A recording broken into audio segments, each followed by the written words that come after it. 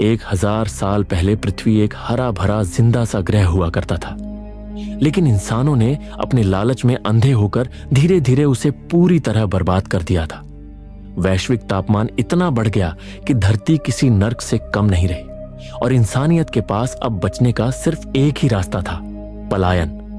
इसके बाद दुनिया भर की सरकारों ने मिलकर यूनाइटेड रेंजर कॉर्प्स की स्थापना की, जिनका मकसद था पृथ्वी को खाली करवाना और मानव जाति को किसी नए सुरक्षित घर में बसाना। एक ऐसा ग्रह जो पृथ्वी से अरबों प्रकाश वर्ष दूर था और जिसका नाम था नोवा प्राइम। लेकिन इंसानों की मुसीबतें वहां जाकर भी खत्म नहीं हुई, क्योंकि जैसे ही इंसान नोवा प्राइम पर पहुंचे वहां उनका सामना एक उन्नत एलियन सभ्यता से हुआ, जिसने इंसानों को अपना दुश्मन मान लिया और इंसानी आबादी को मिटाने के लिए उन एलियंस ने जेनेटिक इंजीनियरिंग का इस्तेमाल करके उर्सा नाम के खूंखार राक्षसी जीव बनाए, जो असल में उनके बनाए हुए जैविक हथियार थे। इन उर्सा को खास तौर पर ऐसा बनाया गया था कि ये भले ही अंधे हों, लेकिन इंसान के डर की गंध पहचान कर उसका शिकार कर सके। और इसी वजह से नोवा प्राइम पर इंसानों का सफाया करने के लिए उर्सा को छोड़ दिया गया। एक बार फिर मानव जाति विनाश के किनारे खड़ी थी। लेकिन पूरे 990 साल बाद रेंजर्स को इसका हल एक ऐसे योद्धा के रूप में मिला जिसे सब प्राइम कमांडर साइफर रेज के नाम से जानते थे। माना जाता था कि कमांडर साइफर अपने डर को इतनी मजबूती से काबू में रखते थे कि खूंखार उर्सा को वो दिखाई ही नहीं देते थे और दुश्मनों के लिए बिल्कुल अदृश्य बन जाते थे। दोस्तों, अगर आपको ऐसी जबरदस्त साइंस फिक्शन फिल्में पसंद हैं तो आप बिल्कुल सही जगह पर आए हैं। ऐसी ही और धमाकेदार एक्सप्लेनेशन के लिए चैनल को सब्सक्राइब कर लीजिए। तो चलिए बिना किसी देरी के वीडियो शुरू करते हैं। अब कहानी वर्तमान में लौटती है, जहां नोवा प्राइम पर रेंजर्स में भर्ती होने के लिए नई पीढ़ी की ट्रेनिंग चल रही थी और इन्हीं ट्रेनीज में किटाई रेस भी था, जो हर हाल में टेस्ट पास करके रेंजर बनना चाहता था। लेकिन कुछ ही देर बाद कमांडर उसे बता देते हैं कि वो टेस्ट में फेल हो चुका है और अब उसे अगले साल फिर से ट्रेनिंग लेकर दोबारा कोशिश करनी होगी। ये सुनते ही किटाई टूट जाता है और मायूस होकर वहां से चला जाता है। असल में किटाई कोई आम लड़का नहीं था, वो महान कमांडर साइफर का बेटा था और अपने पिता की तरह बहादुर रेंजर बनना चाहता था। साथ ही वो भी वही शक्ति सीखना चाहता था जिससे साइफर अपने दुश्मनों के सामने अदृश्य बन जाते थे। खाना खाते वक्त साइफर उससे पूछता है कि एग्जाम कैसा गया और किटाई गुस्से में कहता है, उन्होंने मुझे रेंजर नहीं बनाया, मुझे फेल कर दिया। साइफर शांत होकर कहता है, तुम अभी तैयार नहीं हो, अगली बार पूरी कोशिश करना। लेकिन किटाई गुस्से में चुप रह जाता है और कुछ नहीं बोलता। थोड़ी देर बाद साइफर की पत्नी फाया साइफर को समझाती है कि किटाई एग्जाम में इसलिए फेल नहीं हो रहा क्योंकि वो कमजोर है, बल्कि इसलिए क्योंकि वो अंदर से डरा हुआ है। किटाई आज भी अपनी बहन सेंसी की मौत के लिए खुद को जिम्मेदार मानता है और सबसे दर्दनाक बात यह है कि उसे लगता है कि उसके पिता भी उससे नफरत करते हैं। पत्नी के समझाने पर साइफर को एहसास होता है कि उसका बेटा एक सिपाही बाद में है, पहले वो एक बेटा है जिसे अपने पिता के साथ की जरूरत है। और यहीं पर साइफर एक फैसला लेता है अपने बेटे को अपने साथ अगले मिशन पर ले जाने का, ताकि वो अपने रिश्ते को सुधार सके। अगली सुबह कमांडर का विशाल यान उड़ान भरने को तैयार खड़ा था और किटाई भी अपने पिता के साथ इस सफर पर जाने के लिए उत्साहित था। उसी वक्त वहां 3 रेंजर आते हैं, जिनमें से एक रेंजर की एक टांग कटी हुई थी। वो साइफर से कहता है, जंग के दौरान आपने मेरी जान बचाई थी कमांडर, और आपकी वजह से मैं अभी अपनी बच्ची का चेहरा देख पाया। इतना कहते ही वो साइफर को सैल्यूट करता है। और यही वो पल था जब किटाई को समझ आया कि उसके पिता भले ही ऊपर से सख्त हों, लेकिन लोगों के लिए वो किसी मसीहा से कम नहीं है। इसके बाद वहां खड़े कुछ रेंजर एक पकड़े गए उर्सा जीव को कमांडर साइफर के जहाज में लॉड करते हैं, क्योंकि रेंजर्स को पकड़े गए उर्सा से लड़ाई करवाकर ट्रेन किया जाता था। और साइफर अपने बेटे किटाई को भी ट्रेन करने के लिए अपने अंतरिक्ष यान में उस खतरनाक उर्सा को लॉड करवा रहा था। और इसी के साथ यान उड़ान भरता है और देखते ही देखते बादलों को चीरता हुआ अंतरिक्ष के अंधेरे में निकल जाता है। यान के अंदर सब सो चुके थे, लेकिन किटाई को नींद नहीं आ रही थी। वो अपनी सीट से उतरकर यान में घूमने लगता है। तभी यान का सिक्योरिटी चीफ उसे रोकते हुए कहता है, तुम यहाँ क्या कर रहे हो? यहाँ सिर्फ ऑथराइज्ड रेंजर्स आ सकते हैं। किटाई पूछता है, उस पिंजरे में क्या है? सिक्योरिटी चीफ बताता है, इसके अंदर एक खतरनाक उर्सा जीव है, हम इसे फीतोस ग्रह ले जा रहे हैं इसके साथ ट्रेनिंग करने के लिए। इस बीच यान लगातार उस अनंत खामोश अंतरिक्ष में अपनी मंजिल की तरफ बढ़ता चला जा रहा था। हर तरफ सिर्फ सन्नाटा था और बस मशीनों की हल्की सी आवाजें सुनाई दे रही थी। लेकिन तभी साइफर की अचानक आंख खुल जाती है और उन्हें यान के अंदर कुछ अजीब सा महसूस होता है। वो दीवार के पास जाकर कान लगाते हैं तो एक हल्का सा कंपन और खड़खड़ाहट जैसी आवाज सुनाई देती है, जैसे किसी चीज ने यान को बाहर से छू लिया हो। साइफर बिना समय गंवाए सभी रेंजर्स को चौकन्ना होने का आदेश देते हैं और खुद तेजी से कॉकपिट की तरफ बढ़ते हैं। वहां पहुंचते ही वो पायलट्स को बताते हैं कि हम एक सूक्ष्म उल्कापिंड क्षेत्र में प्रवेश कर चुके हैं और हमें तुरंत यहां से निकलना होगा। पायलट्स अब भी इस बात को समझने की कोशिश ही कर रहे थे कि अचानक यान सीधे अरबों उल्कापिंडों के उस इलाके में घुस जाता है जहां हर दिशा से चमकते पत्थर गोलियों की तरह उड़ते आ रहे थे। सामने से कई विशाल उल्कापिंड उनके यान की तरफ तेजी से बढ़ने लगते हैं। साइफर तुरंत चिल्लाकर कहता है, जहाज को तुरंत लाइसिया ग्रह की तरफ मोड़ो, वही सबसे नजदीक है। पायलट्स बिना देर किए वर्महोल सिस्टम एक्टिवेट करते हैं और एक तेज झटके के साथ पूरा यान जैसे किसी अदृश्य सुरंग में खींचता चला जाता है और पल भर में दूसरी जगह पहुंच जाता है। लेकिन खतरा अभी टला नहीं था, क्योंकि अब यान के अंदर का दबाव तेजी से गिरने लगा था। हवा सीटी जैसी आवाज के साथ बाहर निकल रही थी और पीछे वाला हिस्सा बुरी तरह क्षतिग्रस्त हो चुका था। पायलट घबराकर बताता है कि बीच वाले केबिन में दरार हो सकती है और अगर वो फैल गई तो पूरा जहाज टूट सकता है। तभी साइफर को एक और अजीब चीज महसूस होती है।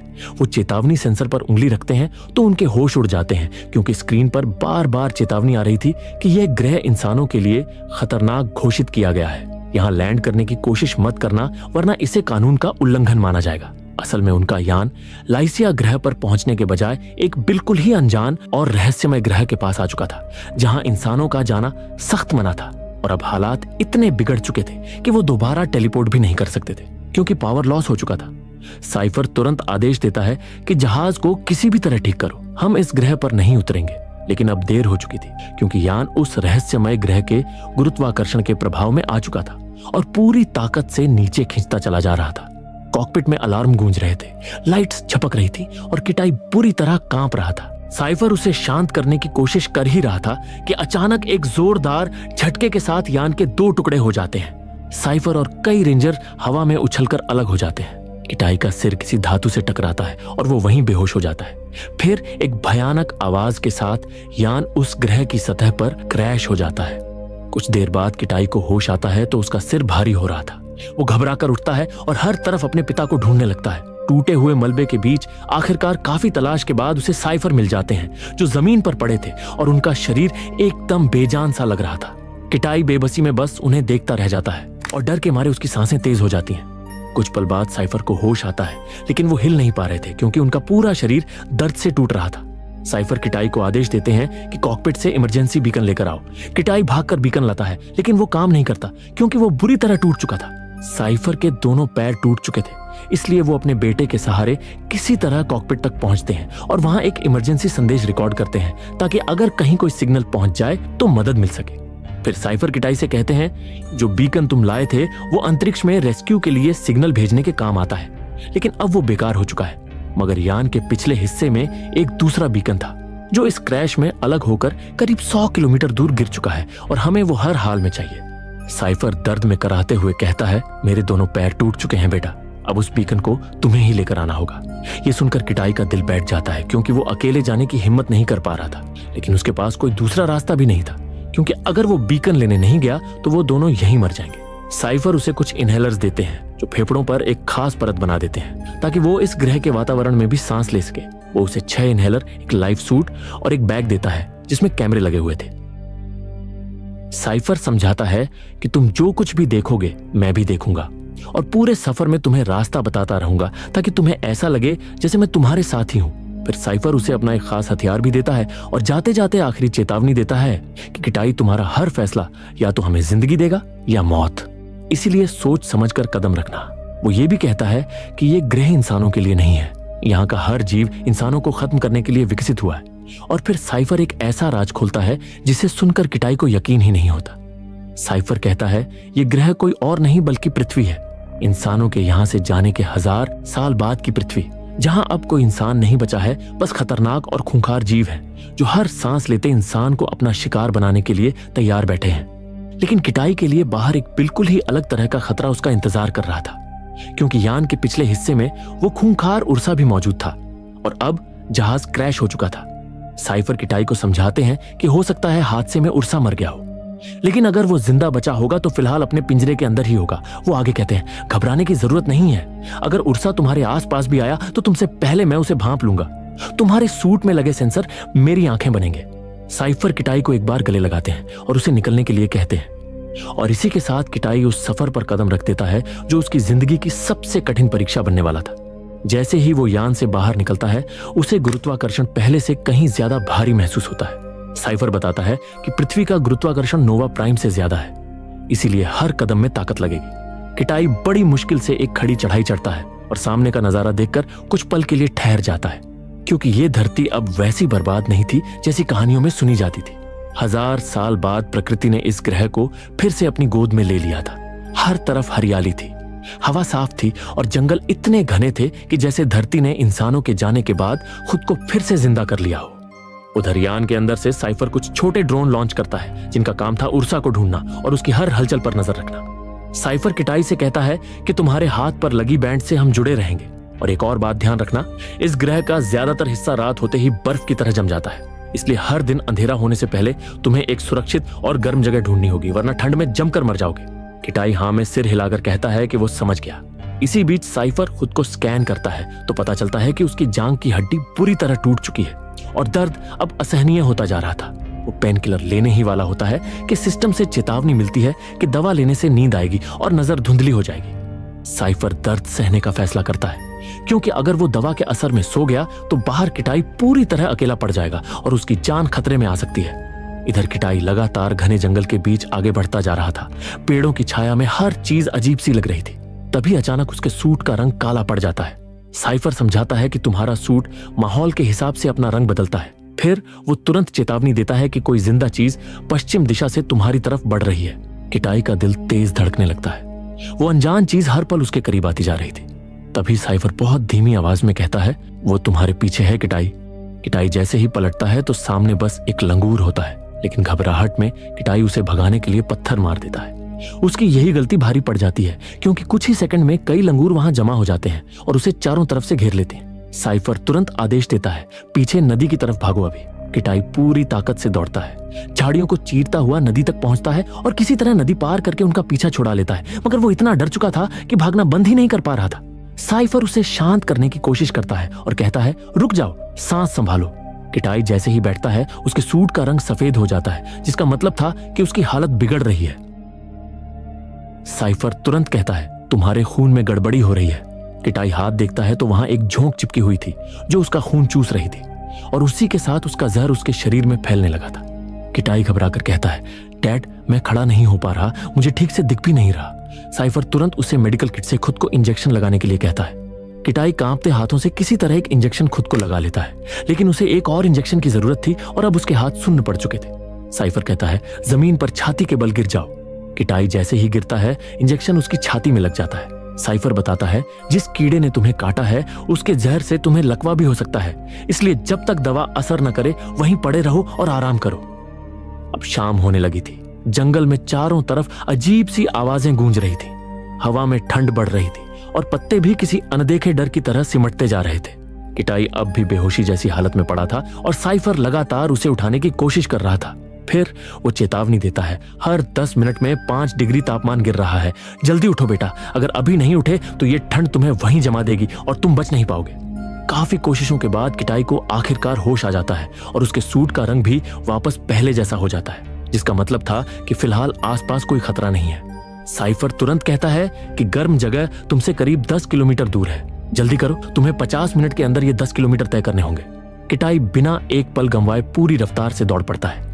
उधर यान के अंदर साइफर का पैर खून के बहाव रुकने की वजह से सुन्न पड़ने लगा था। दर्द असहनीय हो चुका था, लेकिन वो हार नहीं मानता और किसी तरह खुद ही छोटा सा ऑपरेशन करके खून का बहाव दोबारा चालू कर देता है। उधर जंगल के बीच किटाई वक्त रहते उस गर्म जगह तक पहुंच जाता है, लेकिन जैसे ही वो सांस लेने के लिए इनहेलर निकालता है उसकी नजर पड़ते ही उसके होश उड़ जाते हैं, क्योंकि 2 इनहेलर टूट चुके थे। वो जानता था कि अगर ये बात उसने अपने पिता को बता दी तो साइफर उसे तुरंत वापस बुला लेगा, इसलिए वो झूठ बोल देता है और कहता है कि अभी 4 इनहेलर बाकी हैं। रात हो चुकी थी, पूरे ग्रह पर बिजली गरज रही थी, आसमान फटने जैसी बारिश हो रही थी और जंगल की हर आवाज डर को और गहरा कर रही थी। इसी सन्नाटे में किटाई अपने पिता से पूछता है कि आप पहली बार अदृश्य कब बने थे। साइफर धीरे से बताता है कि एक बार वो अकेला टहल रहा था, तभी अचानक एक उर्सा उसके सामने आ गया। उसने अपने तेज नाखून मेरे कंधे में घुसा दिए और देखते ही देखते दोनों पहाड़ी से नीचे गिरते हुए सीधा नदी में जा गिरे। पानी इतना गहरा था कि दोनों डूबने लगे। उर्सा उसके ऊपर था और बिल्कुल नहीं हिल रहा था। मुझे लगा वो मुझे जानबूझकर डुबो रहा है, लेकिन उस पल उसने घबराने के बजाय अपने कंधे से उर्सा का नाखून निकाला और उर्सा उसे छोड़कर हट गया। फिर भी वो उसे खोज रहा था, लेकिन हैरानी की बात यह थी कि मैं ठीक उसके सामने खड़ा था और फिर भी उर्सा उसे महसूस नहीं कर पा रहा था। और उसी पल मुझे समझ आ गया कि इंसान की सबसे बड़ी कमजोरी उसका डर है। डर ही मौत है। जिस दिन उसने डर पर काबू पा लिया, उसी दिन वो अदृश्य बन गया और जिंदा बच गया। किटाई ये कहानी सुनते सुनते वहीं जमीन पर लेट जाता है और थकान में सो जाता है। अगली सुबह वो फिर अपना सफर जारी करता है, लेकिन उधर यान के अंदर सिस्टम चेतावनी देता है कि साइफर ने कल जो ऑपरेशन किया था वो असफल रहा और उसकी हालत अब और ज्यादा गंभीर हो चुकी है। दूसरी तरफ जंगल में चलते हुए किटाई को अचानक उन्हीं लंगूरों की लाशें दिखती हैं जिनसे वो कल बचकर भागा था, और यह साफ संकेत था कि शायद उर्सा ने ही उन्हें बेरहमी से मार डाला है। साइफर तुरंत उसे झरने की तरफ बढ़ने को कहता है और कुछ ही देर में किटाई एक ऐसी जगह पहुंच जाता है जहां का नजारा किसी स्वर्ग से कम नहीं था, जैसे पूरी पृथ्वी उसके सामने खुल गई हो और नीचे एक गहरी खाई थी। साइफर उससे खाने पीने और दवाइयों की जानकारी मांगता है तो किटाई फिर झूठ बोलता है कि अभी 4 इनहेलर बाकी हैं, मगर साइफर उसकी दिल की धड़कनों से समझ जाता है कि कुछ गड़बड़ है। वो इनहेलर दिखाने को कहता है और किटाई जब दिखाता है तो उसमें सिर्फ 2 ही बचे होते हैं। साइफर तुरंत कंप्यूटर सिमुलेशन के जरिए सबसे तेज रास्ता निकालता है और सिस्टम बताता है कि आगे बढ़ने के लिए सिर्फ 2 रास्ते हैं। पहला ये कि किटाई पैदल खाई के नीचे उतर कर जाए, जिसमें बहुत समय लगेगा। दूसरा ये कि उसे ऊपर से छलांग लगानी होगी, जिससे वो जल्दी पहुंच जाएगा। लेकिन फिर भी मंजिल तक पहुंचने के लिए कम से कम 3 इनहेलर की जरूरत थी, वरना ऑक्सीजन की कमी से किटाई मंजिल तक पहुंचने से पहले ही मर जाएगा। काफी सोचने के बाद साइफर सख्त आवाज में आदेश देता है कि मिशन अबॉर्ट करो और यान पर वापस लौटाओ। किटाई बार बार कहता है कि वो 2 इनहेलर से भी काम चला लेगा और तेज भागेगा, लेकिन साइफर गुस्से में कहता है ये मेरा आदेश है, इसी वक्त वापस लौटो, तुम जितना कर सकते थे तुमने किया। यह सुनकर किटाई कुछ पल चुप रहता है, फिर उसके अंदर का दर्द और गुस्सा फूट पड़ता है। वो कहता है आप मुझे ऑर्डर नहीं दे सकते, और तभी उसके दिमाग में वो पल लौट आता है जब उसकी बहन सेंची को एक उर्सा ने बेरहमी से मार डाला था। किटाई फूट फूट कर रोते हुए कहता है कि सेंची ने मुझे उस बॉक्स से बाहर निकलने से मना किया था, तो मैं क्या करता? मैं उस वक्त बस एक बच्चा था। फिर वो कांपती आवाज में कहता है कि मरने से पहले सेंची ने आपको पुकारा था, आप कहां थे? आप क्यों नहीं आए उसे बचाने? वो गुस्से में चिल्लाकर कहता है कि आपको लगता है मैं डरपोक हूं, मैं डरपोक नहीं हूं। और इतना कहते ही वो उस पेड़ के तने से छलांग लगाकर खाई में कूद जाता है। वो तेजी से नीचे गिरने लगता है, फिर अपने सूट के पंख फैला देता है और हवा में फिसलते हुए उस संकरी घाटी को पार करने लगता है। लेकिन तभी साइफर की आवाज कानों में गूंजती है कि सावधान, तुम्हारे पीछे एक विशाल परिंदा लग चुका है। वो किसी तरह उस विशाल परिंदे को चकमा देते हुए तेज रफ्तार में नीचे गिरता रहता है, और जब उसे लगता है कि अब उसका पीछा छूट गया है, तभी अचानक सामने से वही परिंदा दोबारा झपट्टा मारकर उस पर हमला कर देता है, और इसी झटके के साथ किटाई का साइफर से संपर्क टूट जाता है। कुछ देर बाद किटाई की आंख एक अजीब सी जगह पर खुलती है, जहां एक छोटा सा परिंदा उसके मुंह के पास मंडरा रहा था, और तभी उसे एहसास होता है कि वो उसी विशाल परिंदे के घोंसले में पड़ा है। वो जैसे ही वहां से भागने के लिए नीचे झांकता है तो उसके रोंगटे खड़े हो जाते हैं, क्योंकि चारों तरफ से कई खूंखार जानवर उस घोंसले की तरफ बढ़ रहे थे। एक जानवर घोंसले की छत तक चढ़ भी चुका था, लेकिन तभी वही विशाल परिंदा वापस आता है और एक ही झटके में उस जानवर को मार गिराता है। मगर खतरा टला नहीं था, क्योंकि अब कई दरिंदे चारों तरफ से घोंसले के अंदर घुसने लगते हैं और वहां मौजूद छोटे छोटे मासूम बच्चों को बेरहमी से मारने लगते हैं। किटाई डर के बावजूद हिम्मत जुटाता है और एक जानवर को घोंसले से नीचे गिरा देता है। फिर बाकी जानवरों को भी वो परिंदा खींचकर नीचे फेंक देता है, लेकिन तब तक बहुत देर हो चुकी थी और उस परिंदे के सारे बच्चे मारे जा चुके थे। किटाई किसी तरह उसकी नजरों से बचता हुआ वहां से भाग निकलता है, मगर अब उसके हाथ पर लगा कम्युनिकेशन डिवाइस टूट चुका था, जिसका मतलब था कि अब वो अपने पिता साइफर से बात नहीं कर सकता था और बिना किसी निर्देश के उसे अपने दम पर ही आगे बढ़ना था। उधर यान के अंदर साइफर किटाई के लिए बुरी तरह परेशान था और अपने भेजे गए सारे ड्रोन की मदद से उसकी तलाश कर रहा था। तभी उसकी नजर एक खौफनाक मंजर पर पड़ती है। उसके 2 रेंजर्स को उर्सा ने बेरहमी से मारकर पेड़ से टांग दिया था। जंगल में किटाई काफी दूर निकल चुका था और चलते चलते उसे एक गुफा मिलती है। वो अंदर जाता है तो गुफा की दीवारों पर इंसानों के होने के बहुत पुराने निशान दिखाई देते हैं। ऐसी आकृतियां और निशान जो इस बात के गवाह थे कि हजारों साल पहले यहाँ किसी इंसान ने ये सब बनाया होगा। उसी गुफा में आगे बढ़ने पर किटाई को बहता हुआ लावा मिलता है और वो उसी लावे की गर्मी से आग जला लेता है और रात उसी गुफा में काट देता है। अगली सुबह वो फिर अपना सफर शुरू करता है और इस बार और तेज भागता है, क्योंकि वो जानता था कि अगर वो समय रहते मंजिल तक नहीं पहुंचा तो ऑक्सीजन की कमी से दम घुटकर मर जाएगा। आसमान में न जाने क्यों वही विशाल परिंदा लगातार उसका पीछा करता रहता है। किटाई किसी तरह उससे बचता बचाता एक जगह रुकता है और अपना आखिरी बचा इनहेलर भी इस्तेमाल कर लेता है। अब उसके सामने एक नदी थी जिसे पार करने के लिए वो जल्दी जल्दी एक छोटी सी नाव बनाता है और बहते हुए काफी दूर निकल जाता है। जब उसकी आंख खुलती है तो शाम हो चुकी थी और धीरे धीरे पूरा इलाका बर्फ से जमता जा रहा था। किटाई का सूट भी फिर से सफेद पड़ चुका था और वो ठंड में जमकर वहीं गिर जाता है। उसकी सांसें टूटने लगती हैं और वो मरने ही वाला होता है कि अचानक कोई चीज उसे घसीटते हुए एक गर्म जगह पर ले आती है और पत्तों से उसे पूरी तरह ढक देती है। सुबह जब किटाई की आंख खुलती है तो वो दंग रह जाता है, क्योंकि उसकी जान उसी विशाल परिंदे ने बचाई थी और पूरी रात उसने अपने शरीर की गर्मी से किटाई को जिंदा रखा था। किटाई उसे उठाने की कोशिश करता है मगर वो नहीं उठता। वो ठंड की वजह से मर चुका था। असल में घोंसले में किटाई ने उसके बच्चों को बचाने के लिए उन खूंखार जानवरों से लड़ाई की थी। भले ही बच्चे बच नहीं पाए, लेकिन उस परिंदे ने देख लिया था कि किटाई ने कोशिश की थी। शायद इसी वजह से वो उसका पीछा कर रहा था ताकि उसे बचा सके। किटाई उसके सिर पर हाथ रखकर उसका शुक्रिया अदा करता है और आगे बढ़ जाता है। अब ऑक्सीजन की कमी से उसे सांस लेने में तकलीफ होने लगी थी और वो अंदर से टूट चुका था। तभी उसे यान के पिछले हिस्से का एक छोटा सा टुकड़ा दिखाई देता है। उसके अंदर उम्मीद जागती है और वो तुरंत एक पेड़ की टहनी पर चढ़कर आसपास देखने लगता है और तभी उसे यान नजर आ जाता है। किटाई बिना देर किए उसकी तरफ भागता है और अंदर पहुंचते ही सबसे पहले इनहेलर लेता है, जिससे उसकी जान में जान आ जाती है।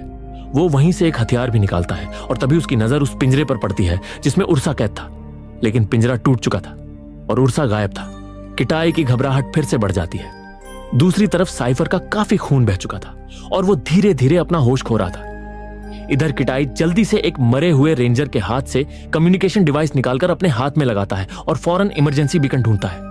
किस्मत अच्छी थी कि ये वाला बीकन सही सलामत था। वो तुरंत अपने पिता से संपर्क करने की कोशिश करता है, मगर जिस जगह किटाई था वहां किसी वजह से सिग्नल ठीक से नहीं मिल रहा था। किटाई की आवाज साइफर सुन तो पा रहा था, लेकिन साइफर की आवाज किटाई तक नहीं पहुंच रही थी। किटाई हार मानकर इमरजेंसी बीकन एक्टिवेट करता है, मगर सिग्नल डिस्टरबेंस की वजह से बीकन भी काम नहीं कर रहा होता। अब उसे समझ नहीं आता कि वो क्या करे। वो अपने पिता की बात याद करके घुटनों पर बैठ जाता है और खुद को शांत करने की कोशिश करता है। गहरी सांस लेकर सोचता है कि अगर उसके पिता अब भी उसके सामने होते तो उसे क्या आदेश देते। उसी वक्त साइफर भी उसे लगातार देख रहा था। वो जानता था कि किटाई उसे सुन नहीं सकता, फिर भी वो बड़बड़ाते हुए कहता है कि आसमान में बिजली कड़कने से सिग्नल में रुकावट आ रही है। तुम्हें उस पहाड़ पर चढ़ना होगा, तभी सिग्नल जाएगा। साइफर अंदर ही अंदर दुआ करता है कि किटाई ये बात समझ जाए, और वैसा ही होता है। किटाई साइफर की आवाज ना सुन पाने के बावजूद ये समझ जाता है कि उसे ऊंचाई पर जाना होगा, और वो बिना वक्त गंवाए उस पहाड़ की तरफ बढ़ना शुरू कर देता है। घने जंगल में किटाई को मरे हुए रेंजर्स की पेड़ों से लटकी हुई बॉडी दिखती है और उसका दिल दहल जाता है, क्योंकि ये साफ संकेत था कि उर्सा अब बहुत करीब है और वो किसी को भी नहीं छोड़ रहा। किटाई जितना ज्यादा घबराता जाता है उतना ही उसका डर उसके लिए खतरा बनता जा रहा था, क्योंकि उर्सा इंसानों को देखता नहीं था, वो उनके डर को महसूस करके शिकार करता था, और तभी वही डर सच बन जाता है। उर्सा किटाई की मौजूदगी भांप लेता है और भारी कदमों के साथ तेजी से उसकी तरफ बढ़ने लगता है। किटाई बिना एक पल गंवाए दौड़ पड़ता है और जंगल पार करके ज्वालामुखी वाले पहाड़ की तरफ चढ़ना शुरू कर देता है। उधर यान में पड़ा साइफर दर्द में भी लगातार पूरे इलाके को स्कैन कर रहा था, ताकि किसी तरह किटाई को सही दिशा मिल सके। चढ़ाई के दौरान अचानक किटाई के सूट का रंग फिर से काला पड़ जाता है। इसका मतलब था कि खतरा अब बिल्कुल सिर पर है और उर्सा उसके बेहद करीब पहुंच चुका है। किटाई पूरी ताकत लगाकर भागता है और एक गुफा में घुसकर छुपने की कोशिश करता है, लेकिन जैसे ही वो ऊपर देखता है उर्सा वहीं मौजूद होता है और सीधे उस पर झपट्टा मार देता है। किटाई बुरी तरह डर जाता है और यही डर उर्सा को और ताकत दे देता है। उर्सा उसे दबोचने की कोशिश करता है, लेकिन गुफा के भारी मलबे में फंस जाने की वजह से वो पूरी तरह किटाई तक नहीं पहुंच पाता। किटाई इसी छोटे से मौके को अपनी आखिरी उम्मीद समझकर भाग निकलता है, मगर भागते भागते वो गुफा के और भी गहरे हिस्से में चला जाता है, जहां से बाहर निकलना और मुश्किल हो जाता है। ऊपर चढ़ने की कोशिश करता है, तभी नीचे से उर्सा फिर हमला करता है और अपने तेज पंजों से किटाई को बुरी तरह घायल कर देता है। उसके शरीर से खून बहने लगता है, लेकिन फिर भी किटाई हार नहीं मानता और अपने हथियार की मदद से किसी तरह बाहर निकल आता है। उर्सा भी लगातार उसके पीछे चढ़ रहा था और अब किटाई के पास ज्यादा समय नहीं था। वो जल्दी से इमरजेंसी बीकन निकालता है और सिग्नल पकड़ने की कोशिश करता है, लेकिन उसी पल उर्सा फिर से उस पर झपट पड़ता है और बीकन उसके हाथ से छूटकर दूर जा गिरता है। किटाई अब गंभीर हालत में था। उसका काफी खून बह चुका था और वो खड़ा भी नहीं हो पा रहा था। लेकिन किस्मत से उर्सा अभी भी गुफा की दरार में पूरी तरह फंसा हुआ था और बाहर निकलने में अटका हुआ था। ऊपर से ज्वालामुखी की राख धीरे धीरे गिर रही थी और हवा में एक अजीब सा सन्नाटा था। तभी उर्सा खुद को आजाद कर लेता है और किटाई की तरफ बढ़ता है। लेकिन हैरान करने वाली बात यह होती है कि उर्सा किटाई के ठीक ऊपर से गुजर जाता है और उसे कुछ नहीं करता। वो उसे ढूंढ रहा था, लेकिन किटाई बिल्कुल सामने होते हुए भी उसकी पकड़ में नहीं आ रहा था, क्योंकि उसी पल किटाई ने अपने पिता की तरह खुद के डर पर काबू पा लिया था। अब उसके चेहरे पर डर की कोई परछाई नहीं थी। उसकी सांसें शांत थीं और उसका शरीर स्थिर था। और यही वो पल था जब वो सच में अदृश्य बन गया। किटाई धीरे से उठता है, अपने हथियार को कसकर पकड़ता है और उर्सा पर हमला कर देता है। उधर यान में साइफर भी जिंदगी और मौत के बीच झूल रहा था। लगातार खून बहने से वो कमजोर पड़ चुका था, लेकिन उसकी आंखों में अब भी अपने बेटे के लिए उम्मीद थी। किटाई पूरी ताकत से लड़ता है और आखिर में उर्सा पर एक आखिरी घातक वार करता है। उर्सा लड़खड़ाता है और पहाड़ की चोटी से नीचे गिरने से पहले दम तोड़ देता है। उर्सा के मरते ही किटाई के सूट का रंग वापस सामान्य हो जाता है और अब उसके अंदर सिर्फ एक ही मकसद बचता है, मदद बुलाना। वो तुरंत बीकन उठाकर उसे एक्टिवेट करता है और सिग्नल अंतरिक्ष में भेज देता है। कुछ ही देर में रेस्क्यू टीम वहां पहुंच जाती है। रेस्क्यू वाले सबसे पहले साइफर को वहां से निकालते हैं, क्योंकि उसकी हालत बेहद नाजुक थी। कुछ समय बाद यान के अंदर किटाई पहुंचता है और साइफर कमजोर होने के बावजूद गर्व के साथ अपने बेटे को सैल्यूट करता है। किटाई की आंखों में आंसू आ जाते हैं और वो अपने पिता को गले लगा लेता है। वो कहता है, डैड, अब मुझे मॉम के साथ काम करना है। साइफर भी हल्की मुस्कान के साथ कहता है, मुझे भी बेटा। और फिर वही यान पृथ्वी से उड़ान भरता है। समंदर के ऊपर से गुजरता हुआ धीरे धीरे अंतरिक्ष के अंधेरे में वापस निकल जाता है। और इसी उम्मीद के साथ फिल्म यहीं खत्म हो जाती है। दोस्तों, अगर आपको भी मेरी तरह सर्वाइवल थ्रिलर